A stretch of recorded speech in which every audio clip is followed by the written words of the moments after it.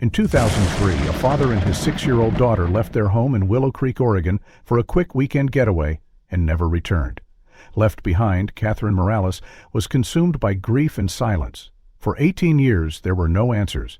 But then, a battered SUV turned up at a rural junkyard, hiding something long forgotten.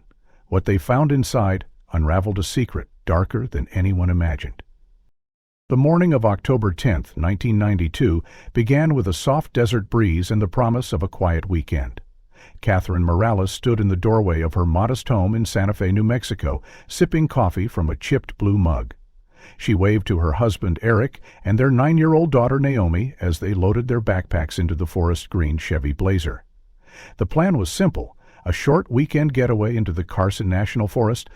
Eric, a high school science teacher with a love for birdwatching, had promised to take Naomi on her first camping trip. Catherine wasn't joining them. She had volunteered at the community center that weekend, but they promised to be back Sunday evening. Naomi had hugged her tightly, her hair smelling of lavender shampoo, and said, "I'll take pictures of the owls for you, Mommy." Catherine laughed, kissed her forehead, and waved as they drove off down Califreda, unaware that she was seeing them for the last time. By Monday morning, Catherine's calm was replaced with a dull ache. They were supposed to return Sunday night. The calls to Eric's pagers went unanswered. She drove to the forest's entrance herself, asking rangers if they had seen a Chevy Blazer or a man and a young girl. No one had. By Tuesday, she was filing a missing persons report. What followed was a search operation involving helicopters, local volunteers, and thermal imaging. Nothing. No signs of a campfire, no abandoned vehicle. It was as if the mountain had swallowed them whole. Months passed, then years. Catherine moved houses, stopped wearing her wedding ring, but she never changed her phone number, just in case.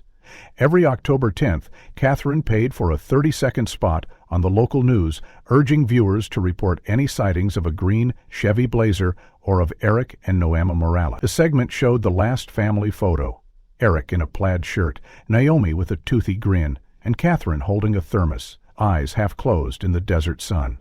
Her friends told her to stop tormenting herself. Her therapist suggested closure, but Catherine refused. The case had been officially archived in 2000, classified as presumed dead due to exposure. But she didn't believe that. She couldn't. Now, in 2010, Catherine sat in her apartment's living room, the TV glowing softly in the background. The news anchor announced the missing persons segment like clockwork. Catherine turned up the volume. The image flashed across the screen: her husband, her daughter, and that same Chevy Blazer. Her eyes never left the screen. Her fingers gripped the edge of the armchair. Somewhere out there, she was sure, someone recognized them. Someone knew something. As the segment ended, her phone remained silent. No tips, no miracles, just silence. She poured herself a glass of red wine and sat at the kitchen table, staring at the family photo taped to her fridge. The ink was fading. Naomi would be 27 now. Would she still draw owls in the corners of her notebooks? Outside, the wind carried dust across the street, rattling loose leaves. Catherine got up, walked to her window, and looked out over the dusky city skyline. Behind her, the fridge continued to hum. The silence was a companion she had grown used to. But somewhere deep inside, something had shifted. Not hope, not yet. But something was stirring. Reuben Cates had worked at Vance Auto Salvage in the town of El Prado for 17 years, and he knew every make, model, and dented bumper that rolled through the gates. That morning he stood in the cluttered break room sipping bad coffee from a styrofoam cup when the local station's news alert flickered across the old tube TV mounted to the wall. The image was grainy, the audio muffled under static, but Reuben's eyes narrowed at the sight of a vehicle. The green SUV in the missing persons segment wasn't just familiar, it was exact. The paint chipped in the same spot above the left rear wheel well, the roof rack bent just slightly off segment. His cup paused mid-air. "No way," he muttered to himself. That SUV was sitting out back, half crushed under a sheet of rusted metal, and he had walked past it not an hour ago. He rushed out of the break room and into the yard, his boots crunching over gravel and scrap metal. The SUV was parked in row G7, a holding zone for incoming inventory. There it was, green metallic, faded but unmistakably intact, just as he'd seen it on the screen. He crouched near the rear wheel, tracing his fingers along the dented fender. He wasn't just imagining it. The serial number, partially scratched off, but still partially legible, began with one JNEK, Chevy's designation for older Blazers. Reuben straightened, heart racing, and walked briskly toward the front office. Inside, he confronted Dean Vance, the yard's owner, a heavy-set man with a perpetually bored expression and a toothpick stuck between his teeth. "Dean, did you see the news just now?" Reuben asked, his voice tight. Dean shrugged without looking up from his paperwork. "Always the same murders case?" Reuben said. "From Santa Fe. Green Chevy Blazer, went missing in 1992. That same car showed up here last week. I swear it's the same one." Now Dean looked up, squinting. "You sure?" Reuben nodded. "Positive. It's got the same body damage, and I remember because it came in without any paperwork. No owner name, no title, no drop-off signature. That never happens." Dean leaned back in his chair, chewing his toothpick slowly. "Car's not in our system, Reuben. I never got paperwork on it either." Reuben blinked. "Then how the hell did it end up in the lot?" "Beats me," Dean said. "Check the camera footage."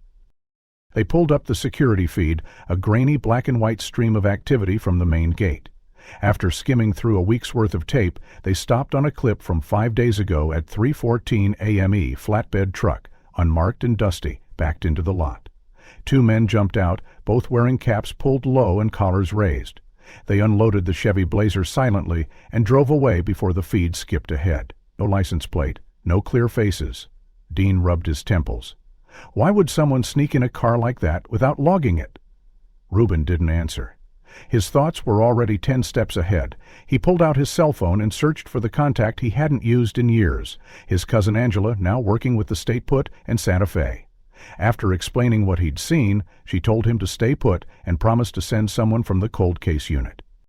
By the next morning, a detective from Santa Fe, a woman named Elise Ward, arrived at the salvage yard in an unmarked sedan. She was calm, composed, and carried a worn leather notebook. After inspecting the SUV herself and matching partial VIN numbers, she turned to Reuben. "You're certain this vehicle came in without documentation?" Reuben nodded. "Absolutely. I know every car that comes through here. This one wasn't logged, wasn't claimed, nothing. It just showed up." Elise jotted notes quickly. "We have a record of a green 1992 Blazer, registered to Eric Morales, missing since October 1992. His wife, Catherine, has kept the case alive all these years. This changes everything." Ataview was quickly impounded and transferred to the state lab for forensic examination. Reuben stood near the gates as the vehicle was loaded onto a tow truck, the tail lights now dull with time and grime.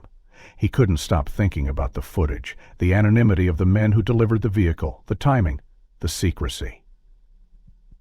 It wasn't just a coincidence. Someone had waited 18 years to dispose of that car and had picked a place like Vance Auto because of its outdated systems and minimal oversight. That night, Reuben sat on his porch overlooking the desert plains, the sky smeared with stars, and silence. He sipped a beer, mind restless. He hadn't told the detective the part that was nagging him the most, the one detail that felt like a gut punch.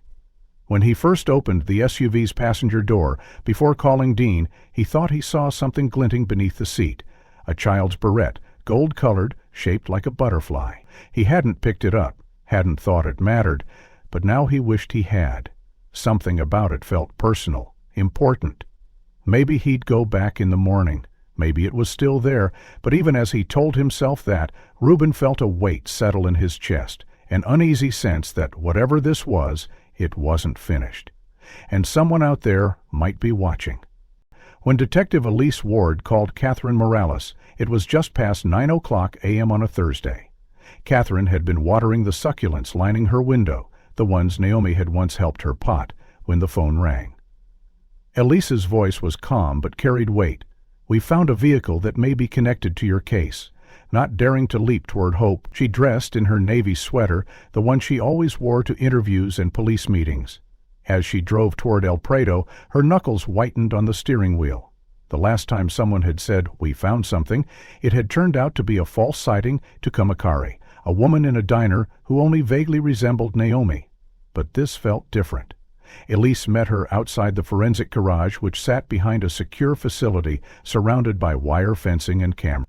"It's in the back," she said simply, leading Catherine through a hallway that smelled faintly of oil and disinfectant. The SUV stood under bright fluorescent lights, its once vibrant green dulled by rust and years of dust. Catherine approached it slowly, each step tightening something inside her chest. When she reached the driver's side, her eyes locked on the side mirror. She stopped cold. "There," she whispered. Elise tilted her head. "The mirror?" "He hit a mailbox 2 weeks before they left," Catherine said. Her voice was steadier than she felt. "He tried to fix it himself, used epoxy. But he smoothed it with a Nixie, left this little ripple, see?" Elise leaned in and saw the imperfection, subtle but unmistakably hand-repaired. "That's it. That's Eric's fix. This is our car's—" Catherine's voice broke on the last word. Elise stepped back, letting the tech team document the exterior. "We're going to open the interior now. You don't have to watch if you don't want to." Kathy shook her head. "I do." The technician used gloves to pry open the front doors. Inside, the cabin was coated in a thin layer of grime, old candy wrappers, a faded road map of northern New Mexico, and a single tennis shoe in the back seat. But it was the glove compartment that held the most painful truth. When the tech opened it, a small plastic hair clip tumbled out, catching the light as it fell. It was shaped like a butterfly, bright yellow though dulled with time. On the underside, etched with a marker that had since faded to sepia, were the letters. Noah. Catherine fell back a step, breath stolen from her lungs. "Oh my God," she whispered. "That's hers. That was hers." Elise gently lifted the clip with tweezers, careful not to smudge any potential print. It was in the glove compartment, likely undisturbed for years. Catherine took a shaky breath, her fingers trembling. She used to wear it every day in 3rd grade, hated the way her bangs fell in her face. "I gave her that clip the week before the trip. I told her it would keep her hair neat for pictures." Her voice cracked again, a mix of grief and disbelief. Elise nodded to the forensics team. "Bag and catalog everything. Get it to the lab today." She then turned to Catherine. "This is a major development. If the vehicle was hidden deliberately and then brought to El Prado, someone's been sitting on it for a long time." "Why now?" Catherine murmured. "Why after 18 years?" Elise didn't answer. Not yet. There were too many questions still circling her mind. They walked back to the office, where Elise handed Catherine a bottle of water and let her sit down. "I want to show you the security footage from the yard," she said. "The SUV was dropped off in the middle of the night.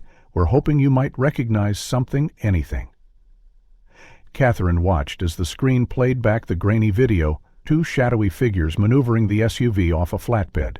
Their faces were obscured, but one of them moved with a slight limp. Catherine leaned forward. "Can you zoom on that?" Elise paused and enlarged the frame. The man's gait was stiff, almost dragging one leg slightly behind the other. "Eric tore his meniscus in college," Catherine said slowly. "He always walked like that when he was tired." "You think this is Eric?" Elise exhaled. "It's possible. It's also possible someone mimicked his walk, or it's just coincidence. But the clip, the mirror repair, those aren't coincidences." Catherine stared at the screen. "If he brought the car, that means he's alive. Unless someone else has been driving it. But Naomi's clip—" Her voice faded as conflicting emotions tangled in her chest. "We'll keep following the trail," Elise assured her. "We've put out an alert statewide for sightings of that flatbed truck, and we're going to trace back through junkyards and impound records for any similar drop-offs." Catherine nodded, still gripping the water bottle like a lifeline. For years, she had imagined every scenario: that Eric had crashed, that Naomi had been kidnapped, that maybe, just maybe, they had started a new life. But never this. Never a silent return of the very car that took them away, with a child's barrette still nestled inside. She left the station with a copy of the vehicle's inventory report and Elise's card in her jacket pocket. That night, she sat in the living room under the dim light of a single lamp, staring at the photograph again. She touched Naomi's face on the glossy paper, then glanced toward the hallway where her daughter's room had remained unchanged for 18 years. Maybe, just maybe, it was time to open the door again. But before she could decide, her phone buzzed with a new text message from an unknown number. The message read only 2 words: "Stop looking." The morning after Catherine received the anonymous text, Elise Ward returned to the El Prado salvage yard, her notepad bristling with scribbles and half-formed questions. She met Reuben near the rusted gate, the same spot where he'd first spotted the green SUV days earlier. Elise didn't waste time. "We need to talk again. About the vehicle drop-off, I need everything you remember. Even small things." Reuben scratched his jaw, his eyes shaded by a worn baseball cap. "I thought about it more," he said. "Didn't seem important before, but now I can't stop thinking about it." Elise waited. "The guy who brought the SUV in," Reuben said. "He wasn't alone. There were 2 of them, but the one doing all the talking, the one who seemed in charge, called himself Kyle. Kyle Benton. Said he was dropping it off for a buddy who'd moved upstate. Didn't want to deal with registration or paperwork, just wanted it gone." Elise's pen paused. "Kyle Benton. That name come with any ID?" Reuben shook his head. "Nope, just a first name and a last name. No license shown, no phone number. I didn't push him. Seemed like one of those guys who'd bail if you asked too many questions. But he didn't seem nervous, just like he'd done this before." "What did he look like?" Elise asked. "Mid to late 40s, stocky build, maybe 5'9", wore a denim jacket even though it was 80 degrees that day. Had a faded tattoo on his neck, looked like a horseshoe or something. He wore sunglasses the whole time." Elise jotted it all down. "Did he mention anything else?" Bruggen nodded slowly. "Yeah. Said something weird when I asked where the car came from. He said, it's been sitting for a while. Time to let it go. At the time, I thought he meant the owner had died or something, but now—" Elise didn't reply. Her mind was already connecting lines, even if the pattern was still incomplete. She ran Kyle Benton's name through law enforcement databases and came up with a short list of aliases, traffic tickets, and 1 sealed juvenile record from 1987. The current address listed was an apartment complex in a neighborhood outside of Espanola. By noon, she had a warrant in hand. 2 officers accompanied her to the location, Building C, Unit 7B. The manager was reluctant to cooperate at first, but relented when Elise showed her badge. "He paid cash," the manager said. "Never caused trouble, had the same truck out front for months. Left last week without saying a word." "Did he live alone?" Elise asked. The manager hesitated. "I thought so, but I saw a girl once, maybe 14 or 15, only ever at night. Skinny. Long brown hair. Wouldn't look you in the eye." Inside the apartment, the smell of bleach mixed with something musty. The living room was bare except for an old recliner and a small CRT television set on the floor. A half-eaten can of chili still sat on the windowsill, crusted over. In the bedroom, the mattresses stripped, the closet empty. But it was the bathroom that stopped Elise cold. A child's pink toothbrush still stood in the holder by the sink, damp at the base. A tube of watermelon-flavored toothpaste lay next to it, cap off, freshly squeezed. Elise opened the medicine cabinet. Inside were several items too incongruent for a single adult male. Detangler spray for long hair, a glittery comb, and a bottle of children's cold syrup, half spare. "We've got signs of a minor living here," Elise said into her radio.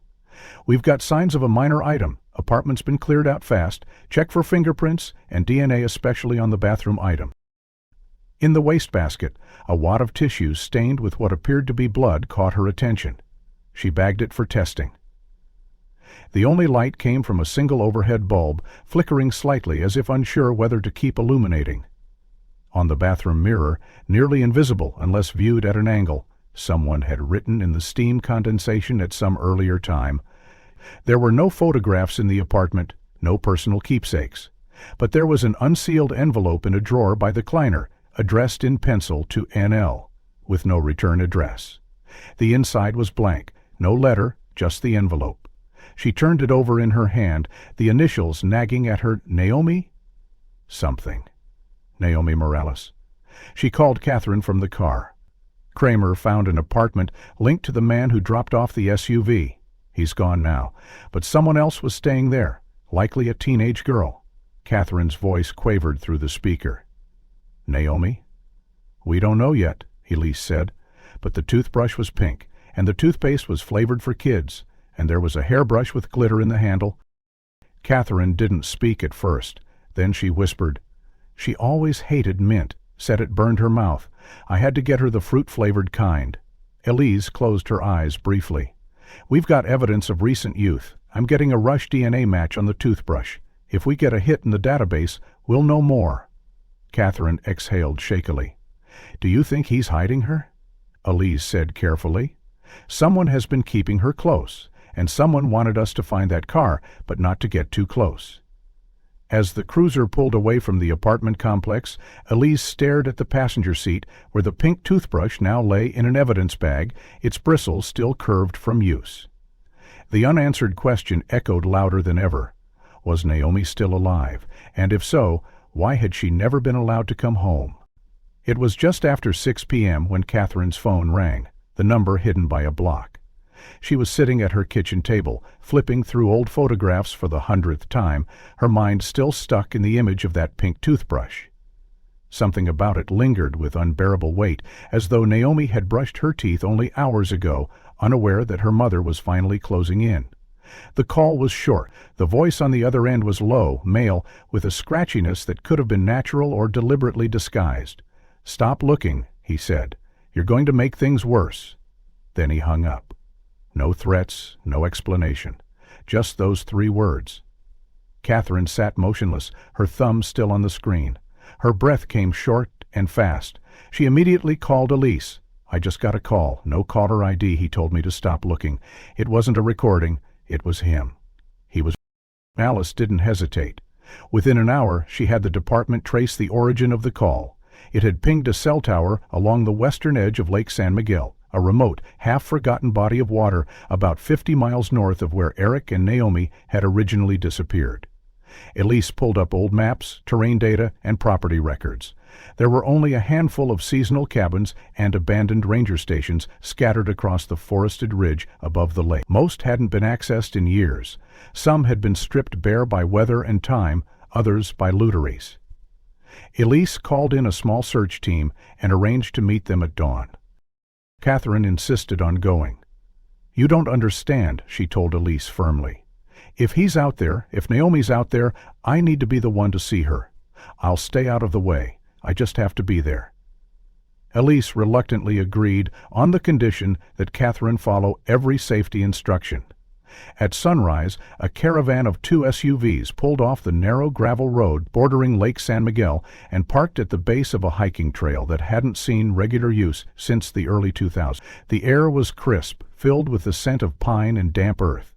Catherine looked up at the tree line and thought of Eric's stories, the way he'd described this area as a little piece of heaven tucked between the hills. The irony tightened her chest. The group hiked for 2 hours, cutting through overgrowth and sidestepping collapsed logs. Midway up the incline, one of the officers, Alvarez, spotted a trail of disturbed leaves veering off the main path. They followed it for another half-mile until they came upon a small wooden structure, nearly hidden beneath a tangle of brush and moss. The old ranger hut stood lopsided, its roof sagging, one window boarded and the other cracked like a spiderweb. "Looks like it's been lived in," Alvarez said, peering through the dusty glass. Elise moved to the door and pushed it open with her shoulder. The smell hit them immediately. Mildew, old paper, something faintly sweet and synthetic. Inside, the space was cluttered but not trashed. Someone had clearly been using it. A cot lined with a threadbare blanket sat against one wall. Beside it, a stack of worn books, mostly school readers and basic math workbooks. Catherine's breath caught when she saw the bag on the floor. It was purple with fraying seams, decorated with faded star stickers. She took one step forward, then froze. "That's Naomi's," she whispered. Elise carefully picked up the backpack, opened the zipper, and withdrew a spiral notebook. On the inside cover, written in black letters with uneven handwriting, were the words, "Property of Naomi Benton." Elise looked over at Catherine. "Naomi Benton?" she asked gently. "That's not your last name." Catherine's voice was thin. "It's not, but it's his. Eric's middle name was Benton. He sometimes used it when booking things, motels, event registrations, anything he didn't want spam mail from.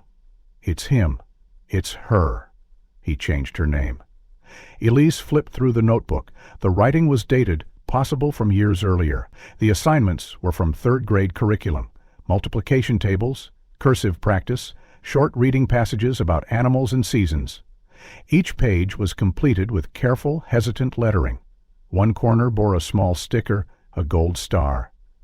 Catherine reached out and touched it, her fingers trembling.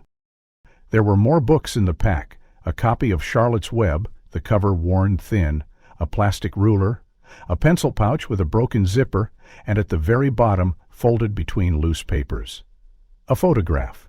Elise handed it to Catherine slowly. It was a Polaroid. The image showed a girl, maybe 10 or 11, with long brown hair, sitting on a rock near a wooded trail, holding a thermos and smiling faintly at the camera. Her eyes were tired but familiar. "That's her," Catherine said, tears stinging her eyes. "That's Naomi." Elise nodded.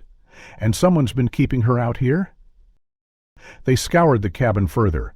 A tin of crackers, recently expired, a flashlight without batteries, a jug of water half filled. No personal clothing, no shoes, nothing that suggested a current presence. Whoever had been here had moved on recently and quickly. Elise ordered the area sealed and evidence collected. DNA swabs were taken from the blanket, the water jug, the book covers. Catherine stood outside the cabin, her eyes scanning the tree line, searching for movement, for a shadow, for a figure stepping out of the brush. But all she saw was stillness. The lake shimmered in the distance, sunlight bouncing off its surface like shards of glass. Elise came to her side. "This is the first physical trace of her in almost 2 decades. Whoever dropped that car at the yard may have left this behind as a warning or a breadcrumb." Catherine nodded slowly, unable to speak. Elise continued, "I want to know who made that call to your phone. He knew we were getting close, and now we know Naomi was here under a different name, carrying on a childhood in the shadows." Catherine closed her eyes briefly, a single tear tracing down her cheek. "We're close," she whispered. "I can feel it." But even as she said it, Elise's phone buzzed in her pocket. She glanced at the screen, her expression darkening. Another anonymous message. This time it read, "Too close." 2 days after discovering Naomi's school bag in the ranger cabin, Catherine couldn't sleep. Every time she closed her eyes, she saw the photograph from the backpack, Naomi's half-smile, her tired eyes, the unfamiliar surroundings behind her. The more she thought about it, the more one detail kept gnawing at her. Assignments looked different from what she remembered, almost as if someone had been guiding Naomi's learning from a distance, controlling even her education. She decided she couldn't sit and wait anymore. Elise and the task force were following leads across several counties, but Catherine had her own instincts, and one place kept coming back to her: the apartment in Espanola where Kyle Benton had supposedly lived. Elise had told her it was clear, abandoned, but something about it didn't sit right. People like Kyle didn't just disappear. They returned to old patterns. They left shadows behind. Catherine called her younger sister Lillian, a part-time librarian and part-time warrior when it came to protecting her family. Lillian agreed to go with her without hesitation. "You're not doing this alone," she said. They drove out early that morning, taking the longer back route into the neighborhood to avoid attention. As they pulled up to the crumbling stucco building, Catherine noticed something strange. The blinds in Unit 7B, previously shut and dusty, were now slightly tilted open. "Someone's been back," she said. Lillian glanced at her. "Or never left?" They approached the door cautiously. Catherine tried the knob. Locked. She raised her hand to knock, but before her fingers touched the wood, the door swung open, inward with an eerie slowness. A man stood in the doorway, lean, with gray-streaked hair and a denim jacket. Catherine recognized him instantly. Cal. His expression was unreadable. "I figured you'd come back," he said. Before either sister could respond, a shadow moved from the hallway behind him. A sharp prick touched Catherine's neck, a needle. Everything went black. When she came to, the room was dim and smelled of stale beer and plastic. Her wrists were tied in front of her with zip ties, and Lillian was lying on the floor beside her, also bound but breathing. Across the room stood 2 men. One was Kyle, pacing. The other was taller, with a hunched posture and a scar above his right eyebrow. Catherine didn't know him, but something about his presence felt cold, calculated. "So," the taller man said, stepping forward, "this is the famous Catherine Morales, still trying to play detective." His voice had a rasp, aged by bitterness more than years. Catherine forced herself to sit up. "Who are you?" The man smirked. "Zane Farrell. But I doubt Eric ever mentioned me. We went to college together." "Until they kicked me out like a joke," Zane said, venom rising in his voice. He had the grades, the charm, the attention from professors. "I had ideas, real ideas. But no one gave a damn. Eric submitted a project I'd been developing in secret. He got published. I got probation. You know what that does to a man?" Catherine stared, stunned. "You think Eric sabotaged you?" Zane's eyes flashed. "He didn't need to. He just existed. His success was a knife, and I've been bleeding ever since." Kyle leaned against the wall. "He's not over it, obviously." Catherine looked between them. "What does this have to do with Naomi?" Zane laughed, humorless. "Everything. You think Eric was so perfect, but he had secrets. Things you didn't know. I just showed him the cost of his lies." Catherine's heart pounded. "What did you do to him?"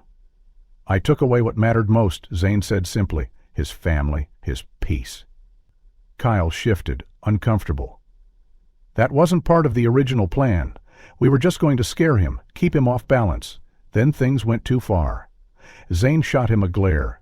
"You're the one who panicked and started hiding evidence. You think dropping the blazer was my idea?" Kyle's jaw tightened, but he said nothing. Lillian groaned, beginning to wake. Catherine moved closer to her.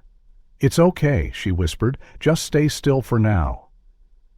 Zane knelt in front of Catherine, his face inches from hers. "You don't understand the game, Catherine. You've been digging up things that were meant to stay buried. If you keep going, people will get hurt again."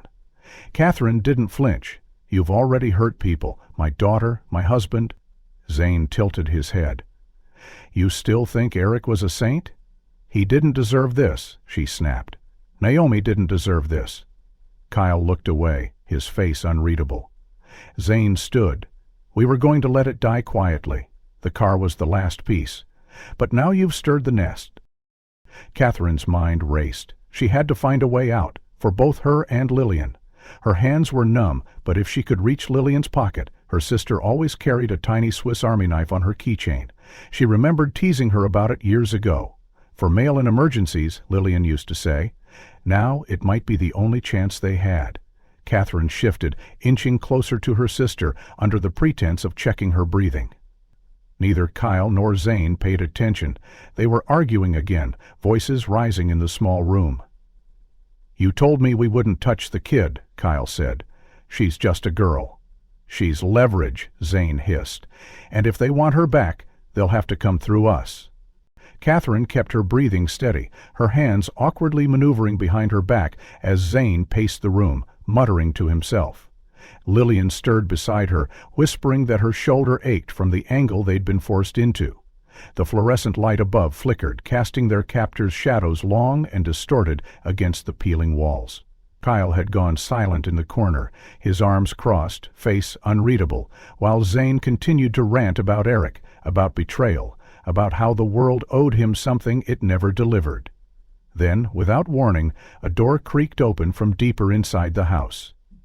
The air shifted slightly, carrying with it a whiff of antiseptic and tobacco. From the hallway emerged an old man in a rust-stained flannel shirt, pushing himself slowly forward with a walker. His right leg dragged behind him as he moved, and his cloudy eyes flicked from Zane to Kyle, then settled on Catherine. Neither of the younger men acknowledged him. It was as though he were invisible. The man stood in the doorway a long moment before shuffling forward. "They gone quiet again?" he asked no one in particular. His voice was rasped but calm, with a fatigue that seemed rooted in more than age. Kyle didn't respond. Zane snorted. "Go back to your room, old man." The man didn't move. He stared at Catherine, his gaze sharper than it first appeared. After a moment, Zane stormed out into the kitchen, making Kyle still silent. Catherine watched the old man closely. Something about his presence felt different. Not threatening, just sad. He inched closer, finally leaning against a nearby counter. "What's your name?" he asked quietly, directing the question to her. "Catherine Morales," she replied, her voice low. The man nodded slowly. "You're the mother." It wasn't a question. Catherine blinked. The man looked over his shoulder. "I knew her, I know of her, I live here, same as them, but I don't agree with them." Platcher sat up straighter. "What's your name?" The man hesitated. "Morris Benton." The name rang like a bell in Catherine's memory. "Benton," she repeated. "You're Kyle's—" "His father," Morris confirmed. "Unfortunately." He turned to the side, reaching into the deep pocket of his flannel shirt and moving out a small bundle wrapped in a cloth napkin. Slowly, deliberately, he knelt as best he could and moved beside. "Stay quiet," he said. "I'm going to unlock those ties." With surprising dexterity, he reached behind her, working at the zip tie with a tiny key. "Why are you helping me?" Catherine asked, her breath shallow. Morris didn't look at her. "Because she's still alive. Naomi. They call her Clara now. But it's her. They didn't kill her, not like they said. She's been kept, hidden." Raised to forget. Catherine's throat tightened. "Where is she?" Morris shook his head. "Not here. Another place. Safe for now. But they're getting scared. The car, the cabin, the news, Zane's unraveling." The zip tie loosened and fell away. Catherine immediately moved to help Lillian, who groaned softly as feeling returned to her limbs. Morris glanced toward the hallway. "I tried to stop Kyle years ago. When I found out what he'd done, what they were doing, I threatened to call the police. He locked me in the basement for a week. After that, I learned to be quiet. But I watched, I listened, I wrote things down. I can help you find her, if you promise me something." Catherine nodded quickly. "Anything." Morris looked at her with eyes hollowed by regret. "Don't let them hurt her anymore.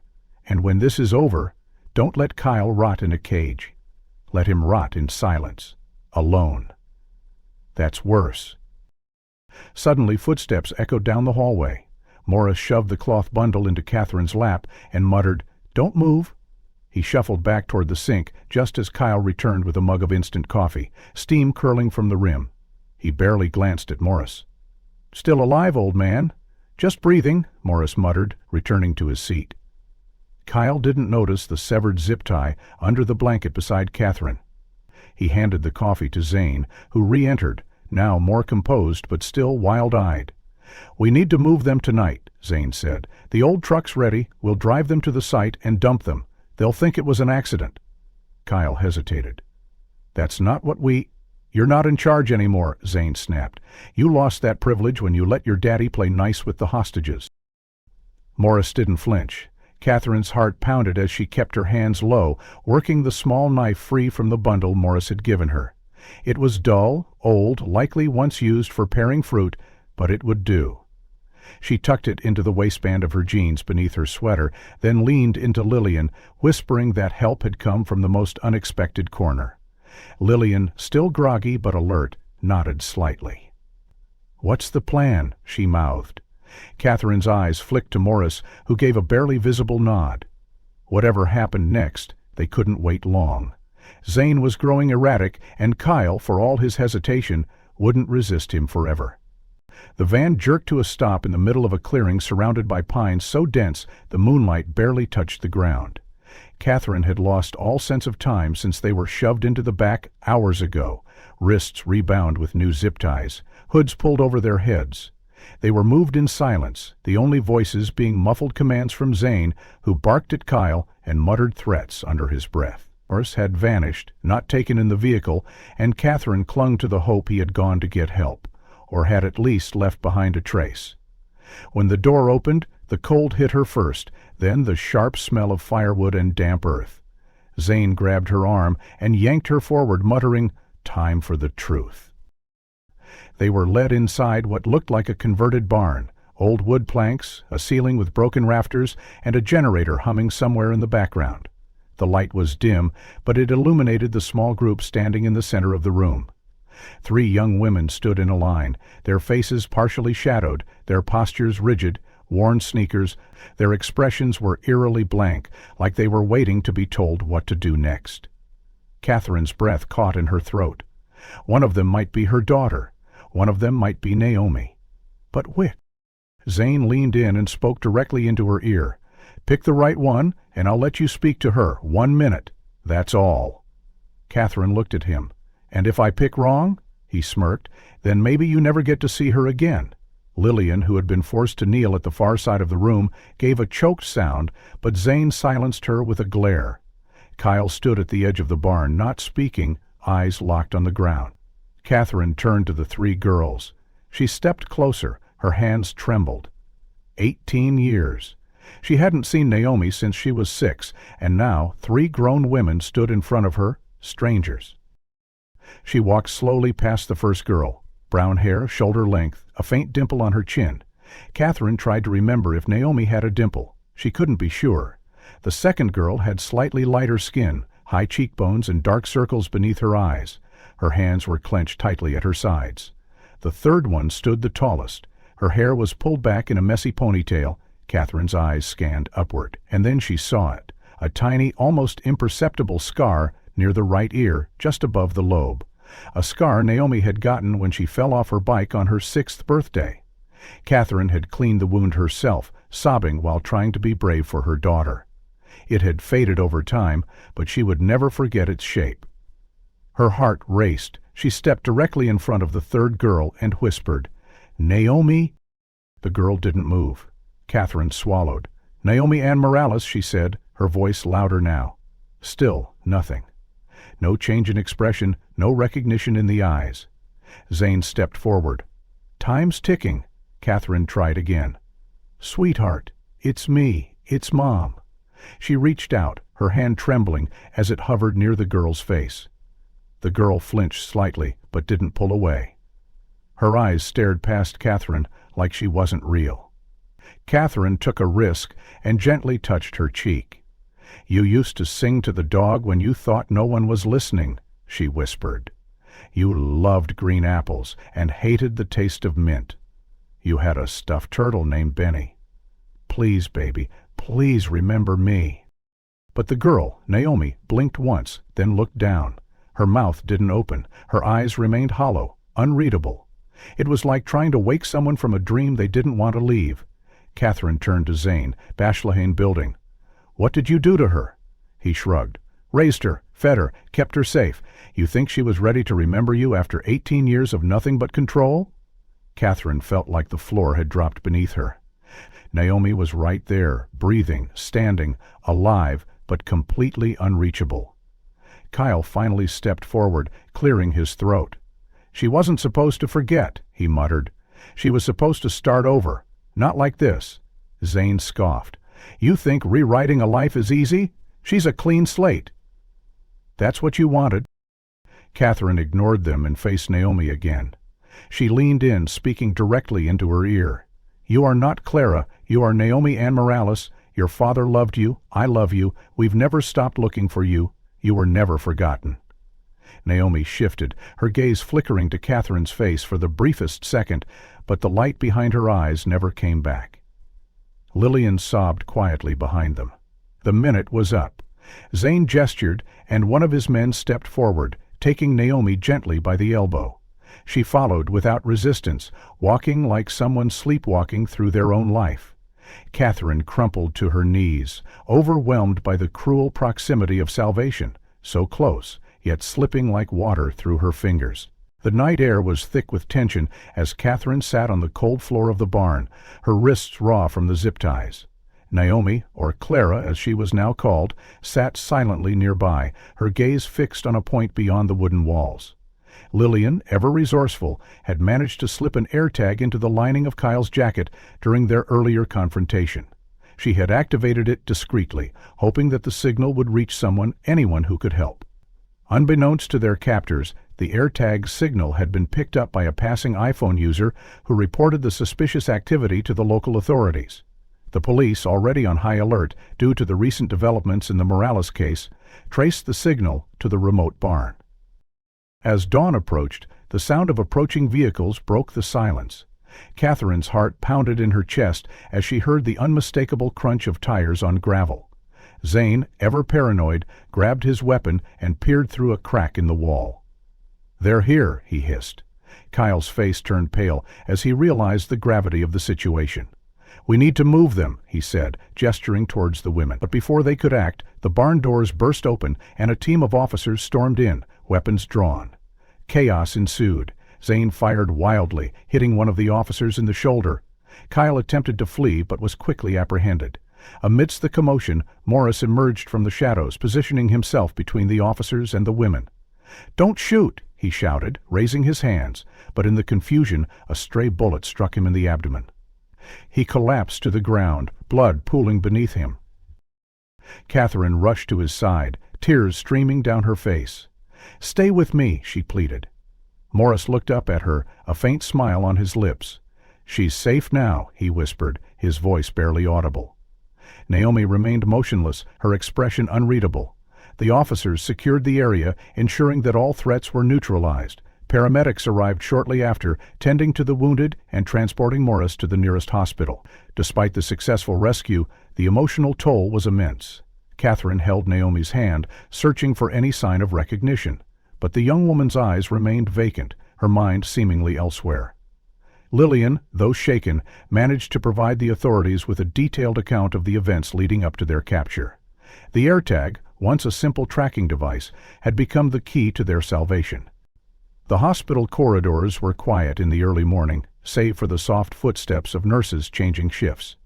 Catherine sat in a metal chair outside Morris's room, her fingers laced tightly together, her mind replaying the events of the last 48 hours. Lillian sat beside her, a blanket over her shoulders, her eyes red but focused. Naomi was 2 floors up in the secure psychiatric unit, surrounded by professionals trained in trauma recovery. Though she had not spoken since the rescue, the doctors had told Catherine not to lose hope. Silence, they said, could mean many things: shock, fear, or simply survival. But there was progress. Naomi no longer recoiled when Catherine entered the room. She allowed her hand to be held, even leaned into her mother's shoulder when overwhelmed. And sometimes, Catherine swore she saw something flicker behind her daughter's eyes, something soft, maybe even familiar. The police investigation unraveled quickly after the arrests. Kyle, broken and remorseful, confessed first. He was not the leader, he insisted, merely an accomplice pulled into the web of Zane's hatred. In a sterile interview room at the station, Kyle revealed that Eric Morales had never left the motel where he checked in with his daughter that October night 18 years ago. According to Kyle, Zane had recognized Eric instantly. The resentment had simmered for years, ever since Eric reported an assault Zane orchestrated in high school that led to his arrest and eventual expulsion. Convinced Eric had come to expose him again for his growing black market activities, laced Eric's coffee with a tranquilizer and confronted him in the motel bathroom. Kyle said the argument turned violent, and before he could intervene, Zane had strangled Eric with a hotel towel. They buried the body in a limestone sinkhole miles from the motel and staged a false narrative that Eric had taken Naomi and fled. Naomi, who had been drugged as well, awoke with no memory of the night, in a new room with new people, and the slow, horrifying process of reprogramming began. Catherine had listened to the taped confession in a police briefing room, her hands trembling. Eric had never abandoned them. He had never doubted her, never given up. He had died protecting the family he loved. The weight of that truth crushed her, and yet somehow, in that same moment, it freed her from years of doubt. Zane refused to speak at first, but the forensic evidence mounted: DNA from the motel, Eric's blood on old clothing found at one of Zane's properties, and dozens of journal entries that hinted at a plan long in the making. When faced with the irrefutable, Zane finally spoke, his voice flat and devoid of remorse. He was supposed to be a lesson, he said, a reminder that actions have consequences. The public response was immediate. News outlets ran the story for weeks: the missing dentist, the re-emerged daughter, the mastermind predator hiding behind a forgotten past. Naomi's case triggered reforms in missing persons tracking and rural property inspections, but for Catherine, the attention meant little. Her focus was on the fragile girl who had once called her mommy and now sat in silence each day. Naomi was transferred to a private residential facility specializing in long-term trauma. Catherine visited every week, bringing childhood books, music Naomi used to love, and old family photos. At first, Naomi wouldn't touch anything. Then she began flipping through the books, pausing longer on each page. In the third week, she accepted a strawberry milkshake. In the sixth, she began to hum softly while staring out the window. The breakthrough came exactly 3 months to the day after the rescue. Catherine arrived for a scheduled therapy session, expecting another quiet visit. Naomi was sitting cross-legged on a cushioned mat, her therapist beside her. Catherine entered and sat down across from her daughter. The room was bright, filled with soft colors and sunlight. Catherine smiled, as she always did.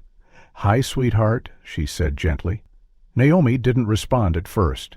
Then, as Catherine reached into her bag for a sketchbook, she heard a whisper, so faint it could have been the wind. "Mom?" Catherine froze. Her eyes met Naomi's.